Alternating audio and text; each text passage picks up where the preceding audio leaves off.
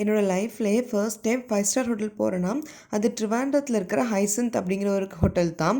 அதுக்கப்புறமா நிறையா போயாச்சு, லுலு, கிராண்ட் ஹயாத் அந்த மாதிரிலாம். ஸோ இங்கே வந்து ஒரு இன்விடேஷன் வந்துச்சு. இது எங்கள் ஊரில் இருக்கிற ஒரு ஓபை தாமராங்கிற ஒரு 5 ஸ்டார் ஹோட்டல். இங்கே வரும்போது எனக்கு பெருசாக அந்தளவுக்கு எக்ஸைட்மெண்ட் இல்லை. நிறையா ஹோட்டல் பார்த்ததுக்கப்புறமா ஃபர்ஸ்ட் டைம் எனக்கு போகும்போது 5 ஸ்டார் ஹோட்டல்னால் அப்படி இருக்கும் இப்படி இருக்கும்னு நினச்சி போனேன்.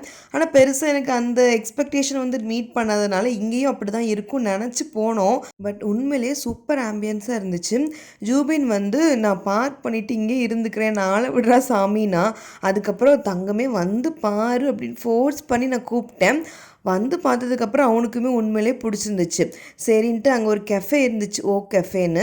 அங்கே போய் ஃபுட் சும்மா ட்ரை பண்ணி பார்க்கலாம், நெக்ஸ்ட் டைம் வரணுமா வேண்டாமா டிசைட் பண்ணிக்கலாமே அப்படிங்கிறதுக்காக உள்ளே போனோம். ஃபுட்மே வந்து நார்மலாக ஒரு கெஃபேயில் இருக்கிற ஃபுட் தான்.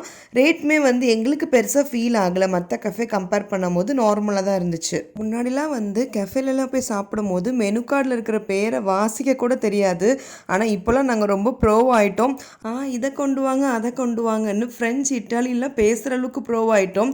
இந்த இன்டர்வியூஸ்லாம் ரொனால்டோ, மெஸ்ஸிலாம் சொல்கிறாங்க இல்லையா டிஷ் பேர்லாம், அந்த மாதிரி. ஆக்சுவலாக இப்போ ஃபிஃபா வேர்ல்ட் கப்க்கு அப்புறம் யூரோப்பியன் டிஷ்லாம் ரொம்பவே ட்ரெண்ட் ஆகிக்கிட்டு இருக்குது. அதெல்லாம் நாங்கள் சாப்பிடல, நாங்கள் ரொம்ப பேசிக்கான ஐட்டம் தான் சாப்பிட்ருந்தோம். கெஃபேஸில் எப்போவுமே ரேட் கொஞ்சம் ஜாஸ்தியாக தான் இருக்கும். பிகாஸ் அந்த ஆம்பியன்ஸ்க்கும் அந்த ஃபைன் டைனிங்க்கும் அவங்க அவ்வளோ சார்ஜ் பண்ணுறது தப்பு கிடையாது. ஏன்னா அவ்வளோ நீட் அண்ட் க்ளீனாக வச்சுருப்பாங்க. எப்போவாது சாப்பிட்றது தப்பு இல்லைன்னு நினைக்கிறேன்.